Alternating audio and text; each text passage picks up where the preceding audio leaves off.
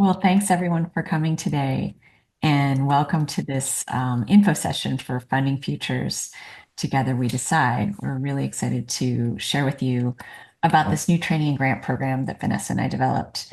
And just so you know, the session is being recorded, so please mute yourself if you haven't already and use the chat for comments. So, I am Paige Ruane. I'm a co-founder of Partners for Climate Action. I have created this program with my colleague Vanessa, who works with me here at Partners for Climate Action, and she is also a village board. She's on the village board of Rhinebeck. Here's our agenda for today. It's funny, we have a little yellow squiggle. Do you guys see that, Vanessa? Yeah, I don't know how Yeah, that. I don't know what that Little means. It's gravel. okay. Okay.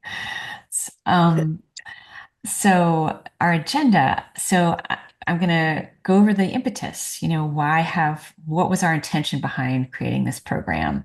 What's the why? We'll go over some examples of ideal outcomes we're hoping for those who participate to really explain the aims in more concrete terms. I'll give you an overview of what the program offers. I'll walk you through a timeline, and then I'll go over the application process. And that should all take about 20 minutes, and we should have plenty of time for Q&A. Okay, so the impetus, what's the why? What were our intentions and hopes for creating this program? So PCA's mission is to catalyze climate action in the Hudson Valley. We raise funds from private individuals and foundations to give grants and offer other forms of support in the Hudson Valley for the repair of ecosystems, the drawing down of emissions, actions that enhance resiliency in your communities around, the intense storms and changes that we're seeing. So basically, in a nutshell, at our core, we are funders who support our grantee partners with knowledge, tools, and connections that they need to be successful. So we think of really, we're offering multiple forms of capital. And in developing Funding Futures, Vanessa and I really leaned into the word catalyze. We asked ourselves as we were designing this program, and so many generous partners who talked with us and thought it through with us and shared their experiences, what does it take to catalyze action in leveraged ways? We feel we're so proud of what we've done in the past and all the work of our partners that we've been supporting and working with. We wanted to think about ways where we weren't just doing one-offs and it wasn't a game of whack-a-mole. How can we really make the most of our efforts? We want to really rethink this. And what actions now lay the groundwork for the greatest success in the future? So, our theory of change is really that change happens when people are empowered at the local level. So, when people are engaged, empowered, and connected, which takes community building. And that means everyone needs to be heard, and we need to get offline, and we need to reconnect neighbor to neighbor, which is, of course, easier said than done. Um, and it's about capacity building. This was another key idea that Vanessa is behind our desire to create this program. So, how can we build capacity? We know that town board meetings, though crucial and obviously serve their own needed purpose, they are, with their necessary formality, not usually conducive to dialogue. And the gathering places that we used to meet regularly to connect with our neighbors, like houses of worship, community centers, even think of the old grange halls where farmers used to meet. We gather there less and less. We're less and less frequenting these places. So Vanessa and I really thought we have lost, after working with many municipalities and seeing the patterns of communication and the abilities to collaborate, the capacity for collaborating, it occurred to us that our society has lost the muscle memory for how to come together and listen and envision a shared community. Sorry, future. Envision a shared future. So Vanessa and I set about designing this program that would offer structure in reclaiming this capacity. So Funding Futures will help communities build the skills to run nonpartisan listening campaigns in their towns. And we also need local sources of funding. So we have learned firsthand and heard from our colleagues that even when communities engage in successful planning processes, their plans often sit on a shelf due to lack of funding. So the second main purpose for this program, Funding Futures, is for communities to learn about reliable revenue streams they can use to fund projects flowing from community-defined priorities. So experts will be brought in during this cohort experience to explain how your community, can pursue proven and largely untapped ways of acquiring financial capital for projects of your choosing. So we also need tangible plans that emerge from consensus. Excuse me. When projects are conceived for a community by a small group, uh, by a small group of people, and when buy-in is sought after the fact, we have seen over and over that it doesn't go well. And so through the steps that we propose, consensus will come through the listening campaign, which is basically a series of steps of listening to each other and reflecting back what was heard and understood. And this will create greater inclusion. But not only that, it really taps into the brain trust of your community. Okay, so I'm going to share some examples to illustrate the types of things we'd like to see emerge, but please don't take these as prescriptive. We want the Funding Futures process to support the unique needs and ideas of your community and whatever your community generates. We want them to be really homegrown. But here's some models you could customize and examples that may spark some ideas. So we're inspired by certain community projects in the Hudson Valley. And one example is Red Hook's Cookingham Farm project. This project will preserve agricultural land, develop parcels for affordable housing, and thereby showing, often people think of this as a conflict, these two issues, conserving land and developing affordable housing. But there are ways to marry these processes so it's a win-win, and to make the housing green at the same time. They'll also create a solar farm, conserve their forests and wetland parcels, and lay out recreational walking trails. So this is basically an all-in-one dream project offering solutions to many community issues that many towns and villages also share. So how did they do it? Back in 2007, the town voted to approve a community preservation plan and fund. And for those of you unfamiliar with this, a New York State Community Preservation Fund, a CPF, is a municipal fund that allows towns, villages, and cities to establish dedicated accounts for protecting and preserving valuable community assets. So that would include open space, farmland, and historic resources. These funds are typically financed through a real estate transfer tax, allowing communities to preserve their unique character and natural resources. So Red Hook residents, they work together to develop this community preservation plan, a CPP, and they then, through a referendum process, they put it on the ballot. They establish a 2% real estate transfer tax on house sales over $400,000. And any community could decide to set a certain bar over which they charge this real estate transfer tax. They also partnered with a couple of two land conservation organizations and RUPCO, a nonprofit working on affordable housing in the Hudson Valley. So we will help our fellows, our cohort, understand this process more deeply and how they can use it. So just some more examples. Maybe you have some big dreams for your community. Your neighbors probably do too. It's up to all of you really to share your hopes with each other through this Funding Futures process. That's what it's designed for, is to help you do that. So whatever ideas surface, we will work with you to think through ways they could be leveraged. We'll help you think strategically and point you towards resources to support the will of your community. And so here are some more examples of things you might pursue. But again, we're not saying that you should pick these. On the contrary, we want you to really, we want to hear what your community comes up with. These are just some examples of the types of things that we might see emerge.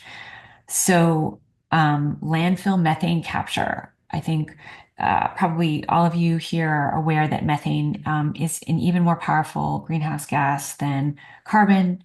It escapes from our landfills. There's a group of communities who are working on doing that together as a cohort in the Hudson Valley, one being the town of Northeast, who's been one of our partners. Green affordable housing is another possible project you could pursue. Flood management, a deer management plan. We know, PCA is actually really focusing on this issue of deer overpopulation, and we unfortunately have learned that our forests are going to collapse in 60 years if we don't do something about it, because the deer are eating the understory of our forests, and if and there isn't regeneration. So it's a serious problem. Maybe that would be something that your community might want to pursue, or an open space plan. Anyway, there are endless options, and we're hoping it will be exciting for you to figure out what your community is most passionate about. So now let's get into the brass tacks of the program. So this is a one-year program for 4 communities in the Hudson Valley. This is a pilot, so we'll be choosing 4 at the outset here. And PCA works in the Hudson Valley bioregion, which means, excuse me, it means the watershed, the Hudson Valley, the watershed of the Hudson Valley. So that technically runs from Troy and Albany down to the Atlantic. But for the purpose of this Funding Futures opportunity, eligible applicants must be from towns located in these 6 counties. So Greene, Columbia, Dutchess, Ulster, Orange, and Putnam. So mid-Hudson Valley-ish. So I'm going to speak to 2 aspects of the Funding Futures program: training and grants. First, I'll talk about training. Through our cohort, we're going to be training, empowering 4 Funding Futures fellows.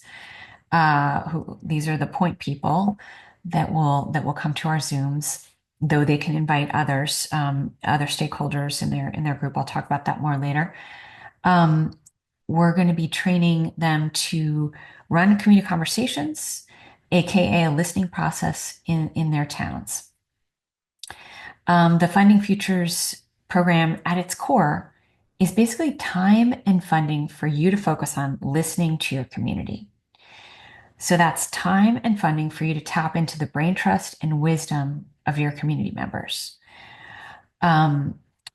Our fellows, the Funding Future Fellows, will be guided through this multi-step process with the support, multi-step process around the listening campaign, with the support of experts, subject experts, weekly office hours. We will be available to answer questions and talk through whatever you may be facing through that process. And we'll also be bringing consultants that have led their own communities through successful community conversation processes. So they'll be on hand to coach communities. Another aspect of the training is education about financial models that communities can choose to take advantage of to fund the community identified priorities.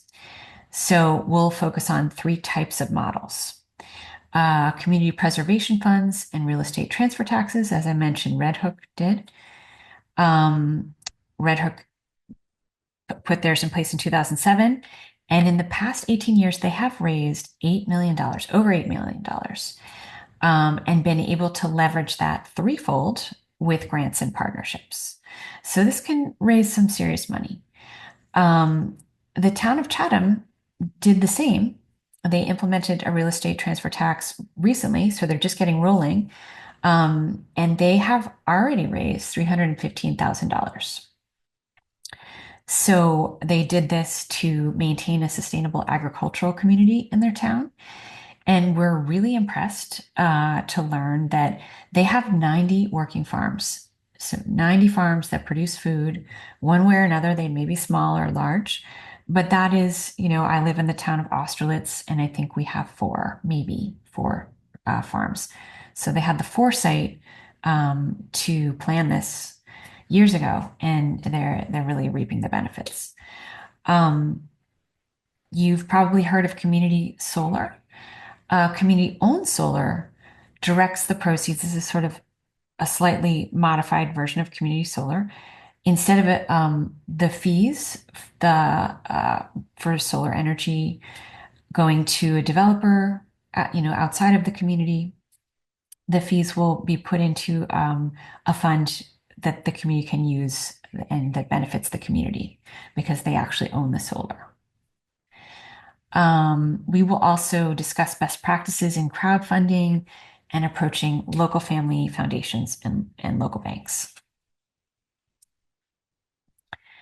And the fellows will, so there's this other piece of it.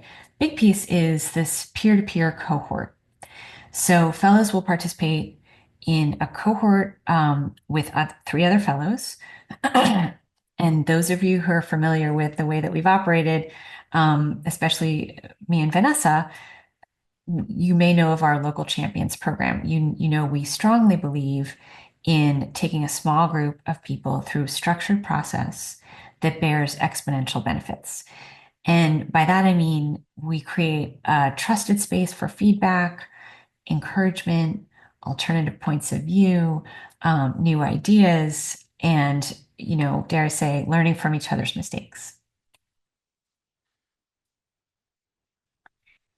So as for the grant aspect of Funding Futures, here's some details. So this is not a reimbursement grant. We advance you the money up front, and we will trust you to use it wisely. However, PCA will require details on how the money is intended to be spent. So the application calls for an anticipated or draft budget. And we know that you'll be working out the costs as you learn more about the process. So we'll be asking you for an actual budget once you've entered the program.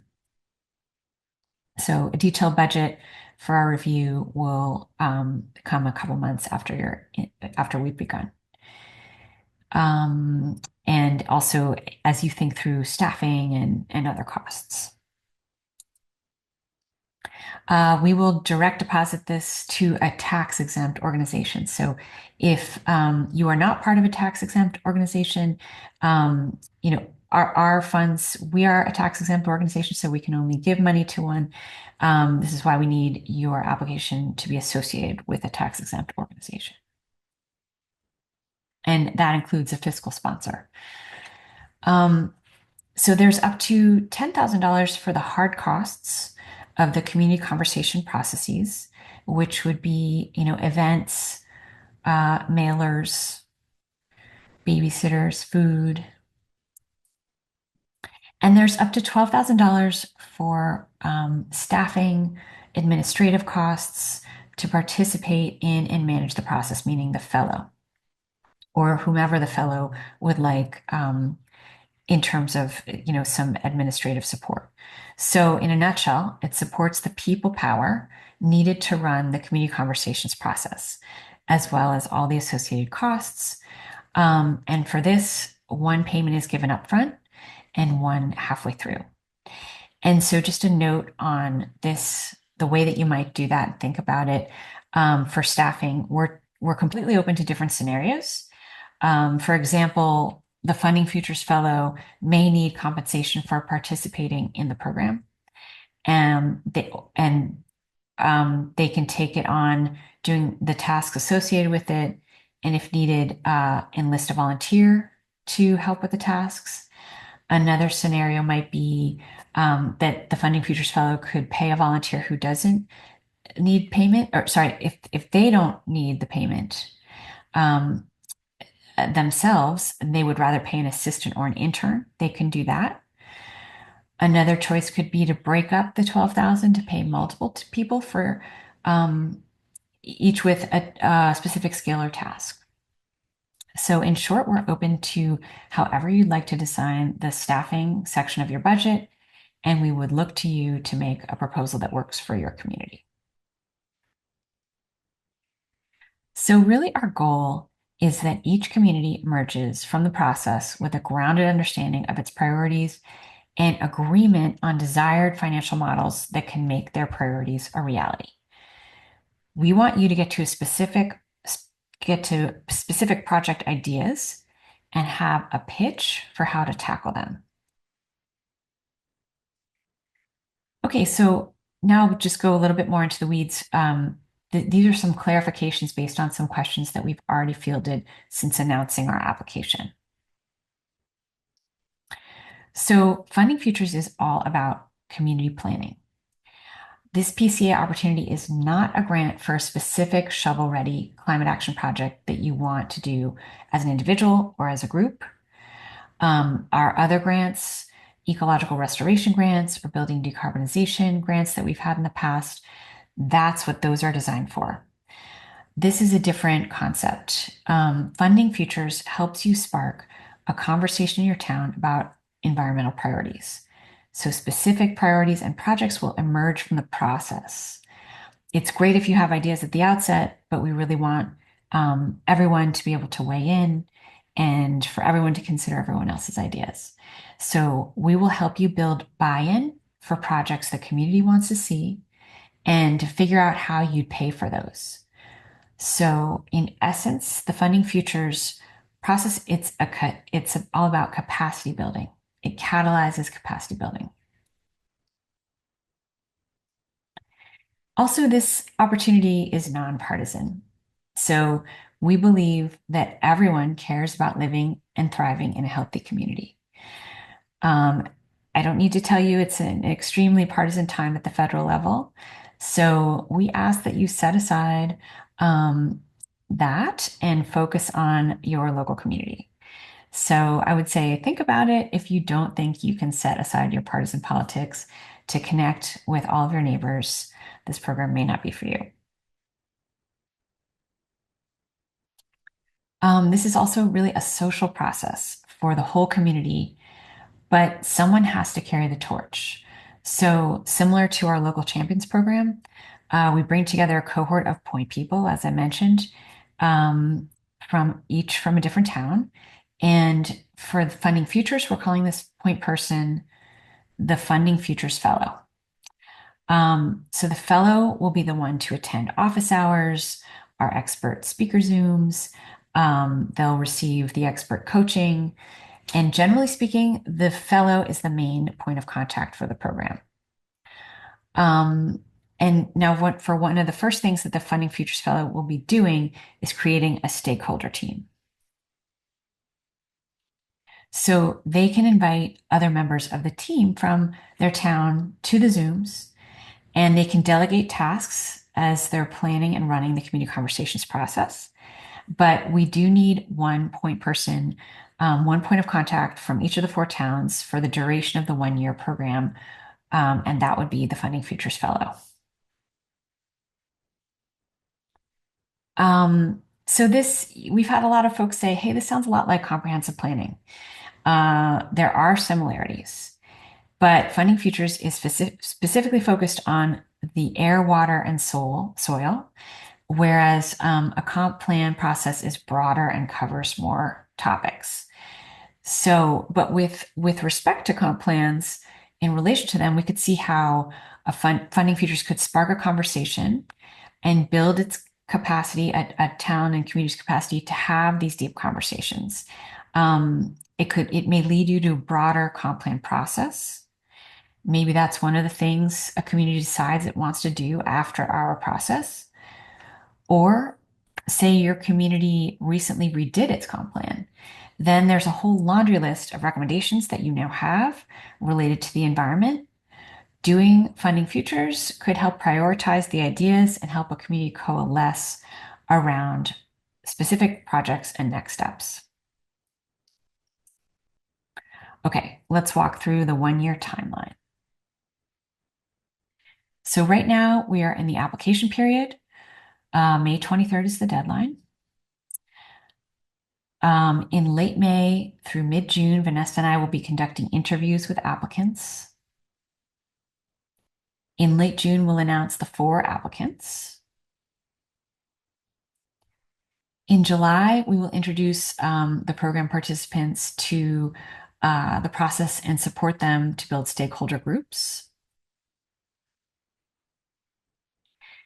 In August, Funding Future fellows will participate in half-day nature workshops with their stakeholders, and they'll begin learning about financial models.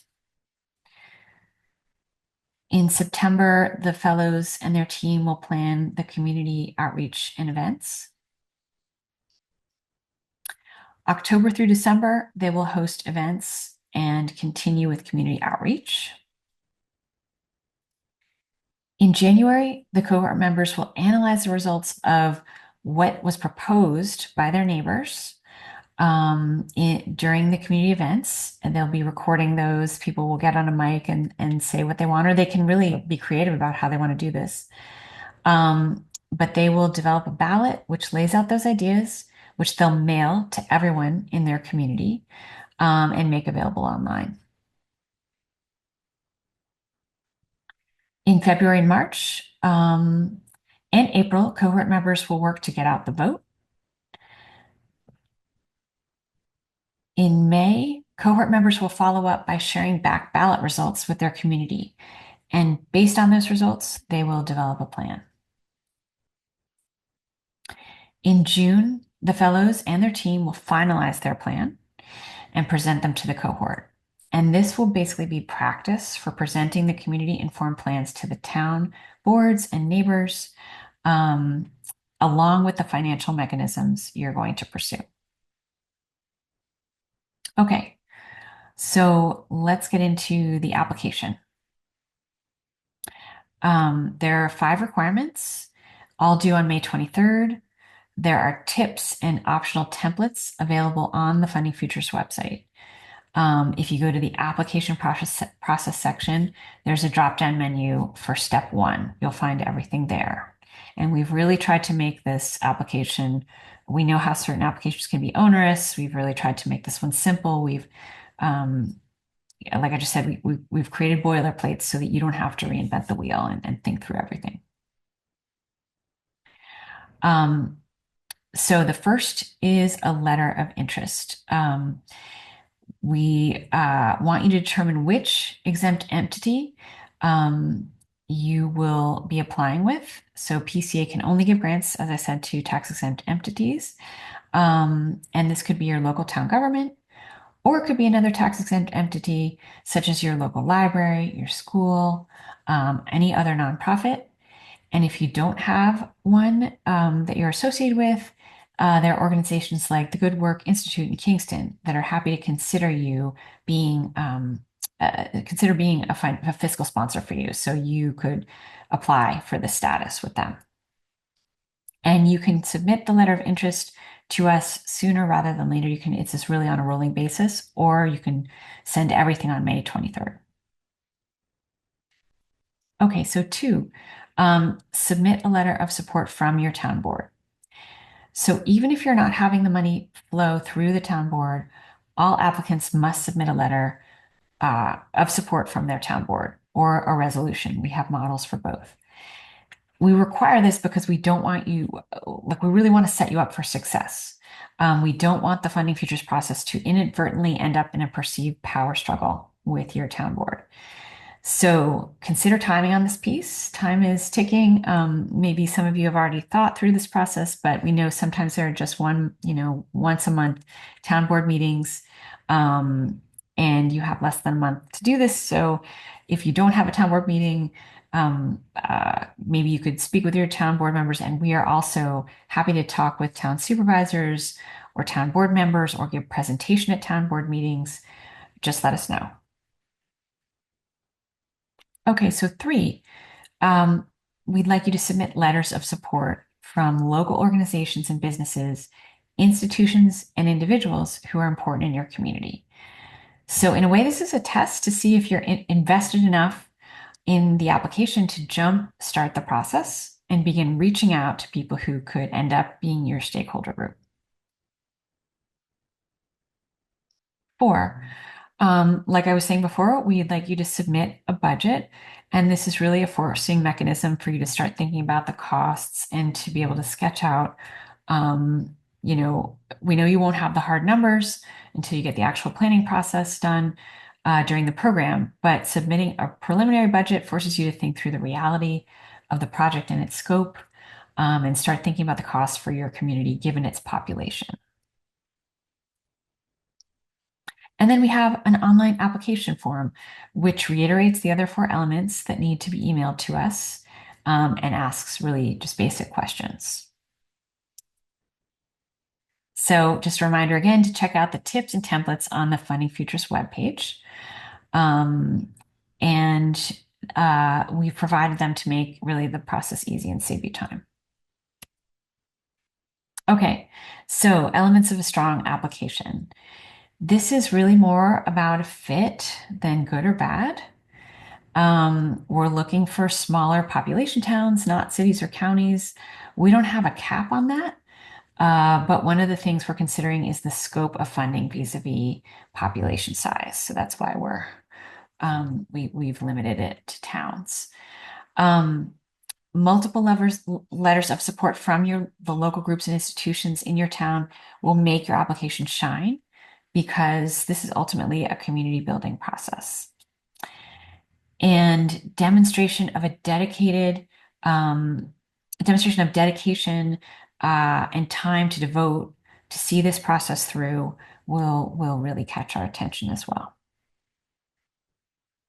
Okay, so I know that was a lot, but in sum, we are hoping that by centering place, this special place here, the Hudson River, where the Hudson River is really the thread that stitches it all together, and that by centering caring about place, we will begin to reconnect to each other and to the living systems that sustain us. That's how we and why we've really designed this program. So I hope that's been helpful. And let's take some questions.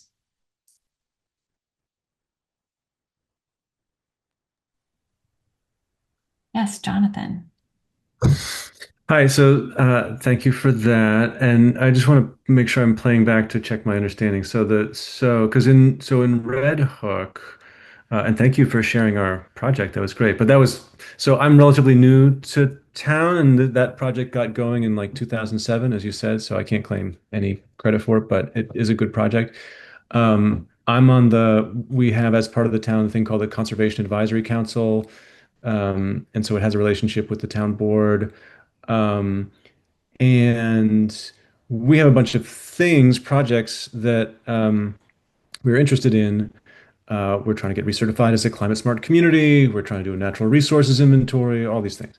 But I want to just play back that that is not any of this. Like what you're saying is this application is to uh, come up with a process to encourage and engender community participation, and you don't know what's going to happen at the end of that, right? It could be almost anything as long as it dovetails with environment or climate or nature or something, right? So the application is a little bit unusual if I understand it, because like you're not going to state at the beginning, here are our objectives or goals. It's like our objectives and goals are to have a robust conversation in community. Is that fair? That's right, exactly.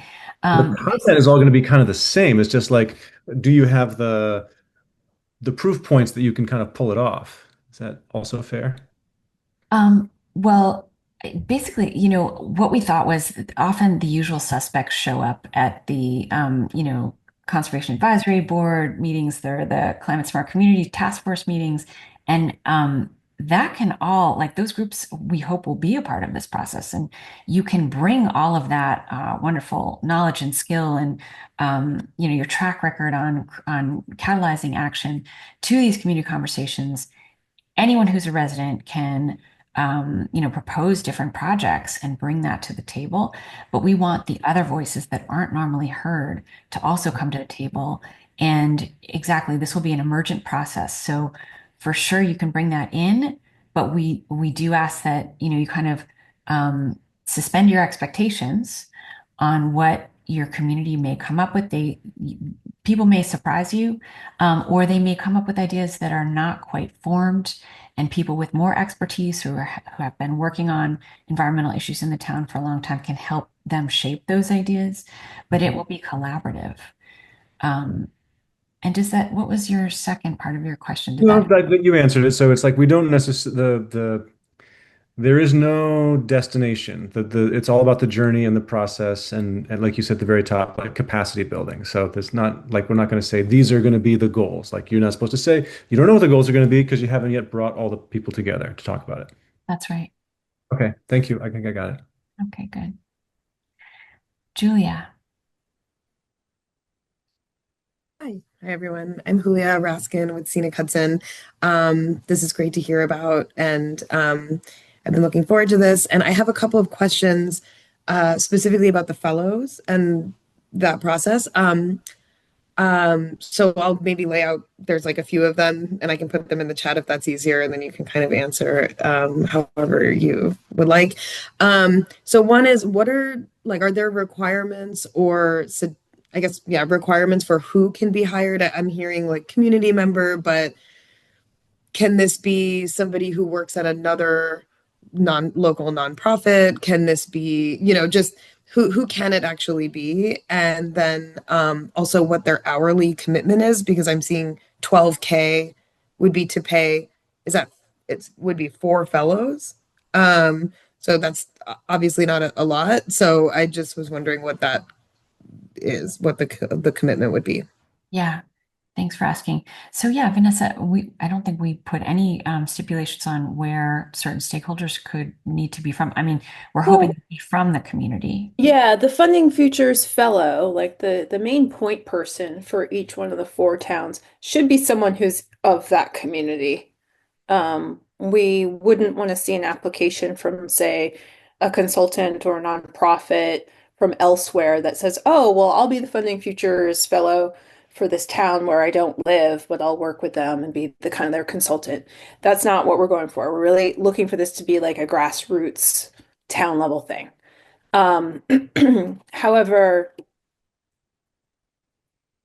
you know, there may be other needs like say, wow, I really am really bad at graphic design or writing, and I need some help with that. You could use part of that $12,000 to say hire a graphic designer or a communications person to be your assistant. Ideally, that person is also from the community, so that they're invested at that really personal level. Though I would say that maybe not quite as important as the Funding Future Fellow themselves. And then to your last question, Julia, about the $12,000, each each of the four could have up to $12,000 to pay for their own staffing for their own town, as well as each of the four getting up to $10,000 to pay for the events themselves, the communications, the mailing.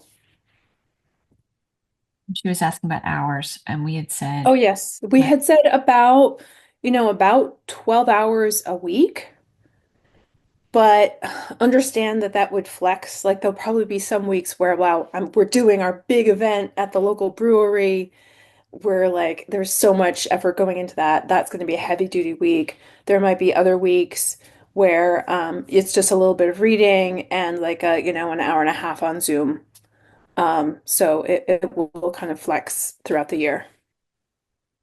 Thank you. And so an applicant, so if Scenic Hudson applies, would it be that we're applying to have 4 fellows, right? It would be 4 fellows or no, it's four No, across the whole no, program. yeah. And so Got like, it. Thank you. Leah, where do you live? I live in Newburgh, but I work in Poughkeepsie, Kingston, and Newburgh. Okay. So, you would have to find someone, say, you know, in Poughkeepsie, who is someone of that community who wants to step up and be the Right. Funding Futures Fellow. And you could be the nonprofit that their application is affiliated with. Mhm. So, because our the PCA funds have to go to another nonprofit. So we would send the grant money over to Scenic Hudson, but then you and the fellow, really the fellow would be saying like, okay, well, I need to be paid for my time with this, or I'm going to pay, a communications person or an intern, and then you would disperse to them. That's Mhm. how. So 4 organizations are going to get this across the Hudson Valley, and those are the 4 fellows that you're referring to. Got it. Thank you. Yep.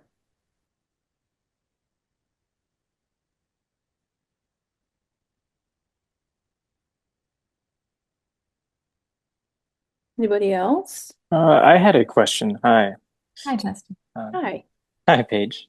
Hi. Um, it's related to a previous question about mainly, I think, the letter of interest.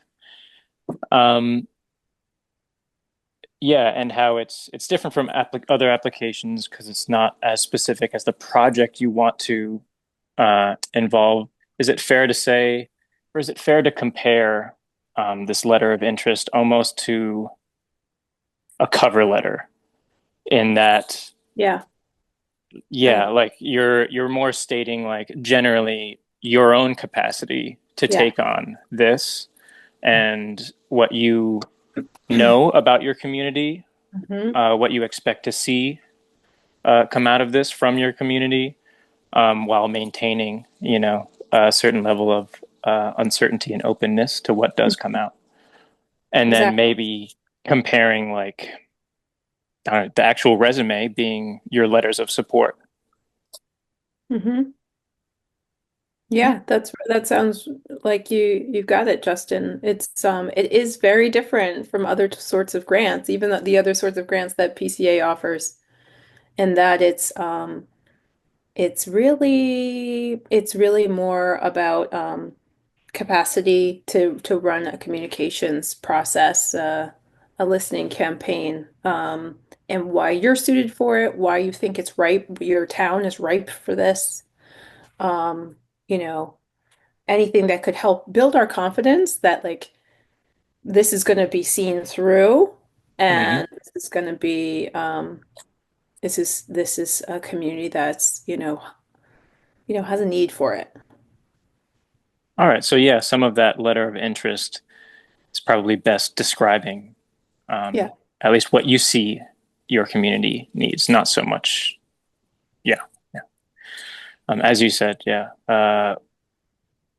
almost describing like it's coming from the community. Yeah, I understand. It's the short of it. Yeah, yeah, that sounds good. The potential you see for this, and maybe it's the strength of your community and their collaborative potential, Right. or in some difficulties. Um, we're creating this because we've seen communities have difficulties. So how might this help you get around some of that or heal it, to come together? Have there been misunderstandings? Have there been like fraught town board meetings? How would this be beneficial given the flavor of what's going on there? Very good. That's very helpful. Thank you. Yeah, I have a quick question, or trying to find understanding, I guess. Um, so we already have our town board already passed like a resolution in support of our application and the town of Kinderhook going forward with this, our climate smart task force. But the more I'm listening, I feel like I'm wondering if what you're saying is it would be best if we have somebody who decides to be our future, the fellow for the program. If that person were to also submit like a letter of interest and that they want to take this on as the fellow for this, and then should we also get like letters of support or slash interest from other local groups. Like for instance, as Vanessa and Paige, as you know, we had our little trifecta before with local champions with both villages and the town. And obviously, we're going to invite both villages to participate if we get chosen. Um, so we should probably have something written up by their chair people with the village climate smarts. So is that kind of what you're looking for? Like it's best to have multiple letters? Yes, yes, exactly. So Melissa, like, I don't know if it's you that would be the Funding Futures Fellow or somebody else from your community. They would be the author of the letter of interest and talking about them as someone that wants to see this process through and be the, the torchbearer for the process. And Right. then we do require the town board to submit a letter of support or a resolution of support, either way. Yeah. Really, because we don't want to create any tension between this project and the local government. We don't want this process to be run by the local government. It's really meant to be It a won't be. community, right? Meant to be a community run process, but we don't want it to end up in any sort of, you know, snafu with the town board. Yeah. And then, yes, and then go out and gather additional letters of support. And those could be, in your case, from the villages, from faith-based community, from the food pantry folks, from the school district, from the library. What are the other places where people come together across the community, and how could they think about maybe collaborating on the project with you? Yeah, we have quite a few places in mind. Good. There's a bunch of, things. Kinderhook Lake Corporation, Mhm. like all those. There's so many places in town. So, yeah, I just wanted to make sure. I didn't want to overdo it with the letters, but I don't know if that's better. If that was kind of like it'd be good to see that much. No, show us what you got. Go for it. Okay, thanks. And for the application as well, the form, it would be best if the Funding Futures Fellow filled that out, Right, the application. Yep. at least in tandem with, others. Right. I have a question about some things that are happening here. So we have some input from New York Rural Water and the County and State Department of Health for some well testing that's going on. Even though they're not part of the town, would a letter from them in support of something like this be appropriate, or is that way outside the bounds? Christy, that's interesting. I mean, I think if you every town is going to have some kind of ideas for projects that are already floating in the ether, right, in your town.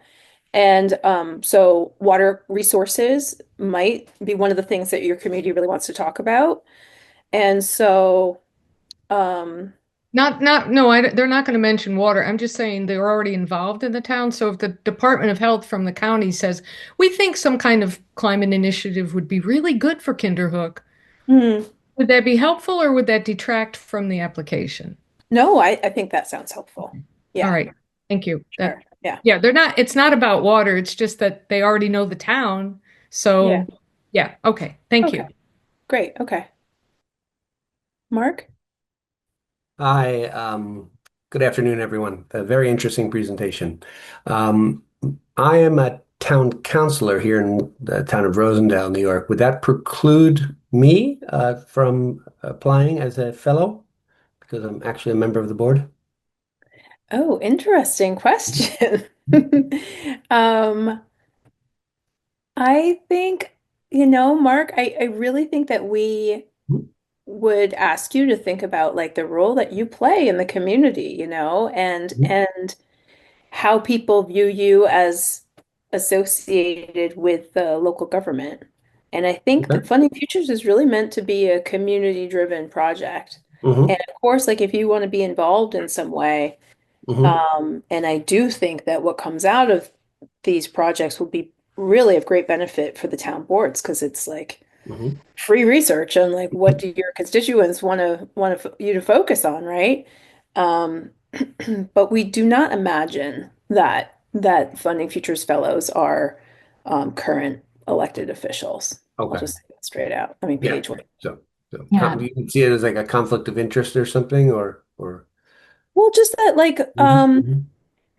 there's certain expectations that come along with being an elected official. Mhm. And I think that there's a dynamic there between folks in the community. And I say this as well as someone I'm an elected official here in Rhinebeck. And Okay. it's very hard to like take off one Mhm. hat and be like, no, I'm not that Vanessa, I'm the other Yeah, Vanessa. yeah, yeah. So Fair enough. yeah. Okay, thank you so much. Yep. It's so great to hear, Mark, that you're enthusiastic about the process and want this for your community. I mean, the fact that you would support it is going to go a long way. Yeah. Yeah, well, as you know, we have Heart and Soul here in Rosendale, and they've done a version of this themselves. And I did international aid work for my entire career, and until I was recently doged. So I'm very familiar with this process. I've led seminars on this stuff in different countries around the world, so it's right up my alley. So I'm Yeah. excited to see it being done right here in the Hudson Valley. That's so That's great. my What a team. Yep. resource you would be to your, you will be for your community and are obviously. Thank you. I'm curious. Hi, I work with the Environmental Board. I'm not elected or anything, just a volunteer, obviously. And we're having a little sort of last frost festival in the town. And I'm just curious, it would be a bit late because it's May 17th, but is there some literature or something where, because we are gathering, hopefully having a bit of a gathering, where we could sort of get a feel for some of the community interests that might be out there and what their ideas would be, before even putting in the application or about the same time as maybe putting in an application to run this Yeah. process in our town. Yeah. And Josephine, what town are you from? Esopus.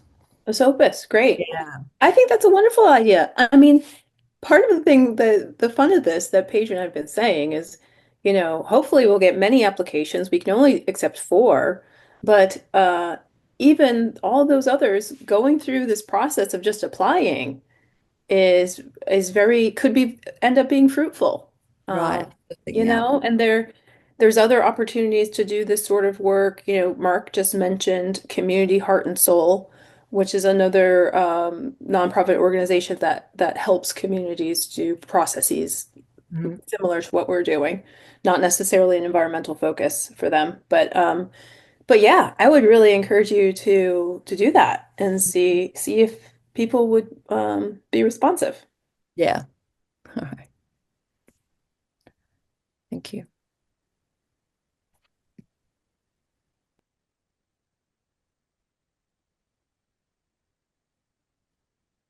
Anybody else?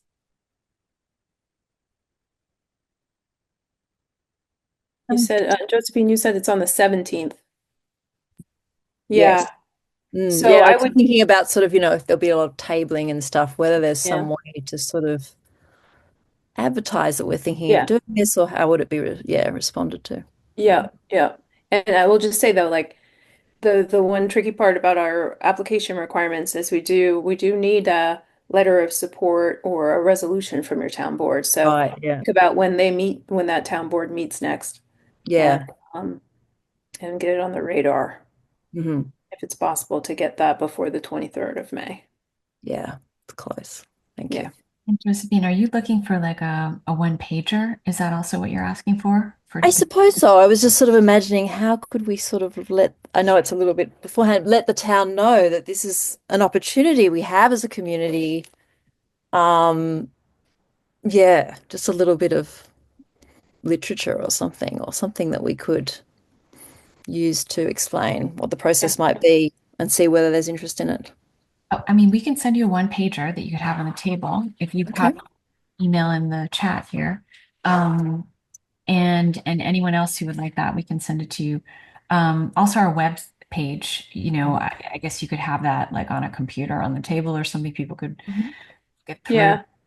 Actually, Paige, you know what I'll do is we have a one pager as well as a press release, but I'll put the one pager as a link on the web page so you can download it as a PDF and print it out. That'd be great. And I might just get a Okay. big piece of butcher paper or something and see what people's ideas are, get us Yeah. just started. Thank you.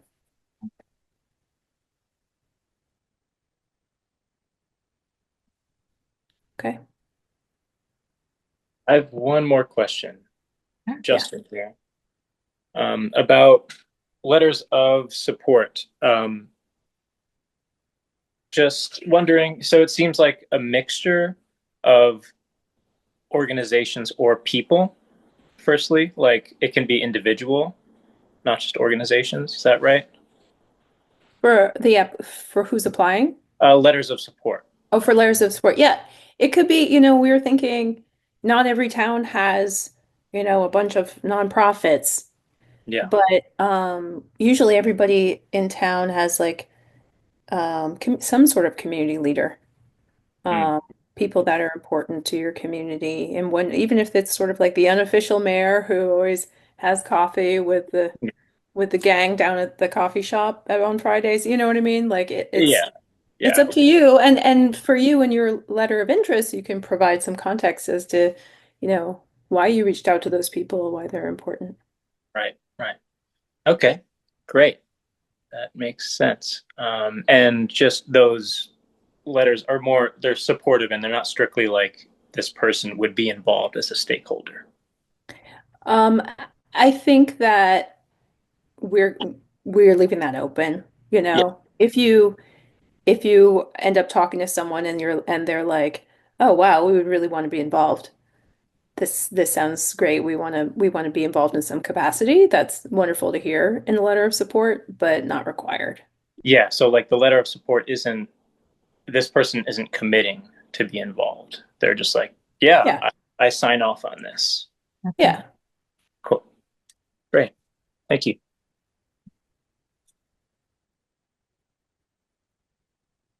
Okay, well, And ideally the letters of support kind of explain, like they can from their own voice can talk about, what have they seen in your town? Why do they think that this process is would be fruitful for the town? A letter of support that feels just kind of like boilerplate, maybe it won't be as compelling to us as we review applications. Um, we're hoping that they would really express a point of view about why you should be picked as a town over all the other towns that apply. Makes sense. well, I know we're at time and a minute over. Any last words or questions?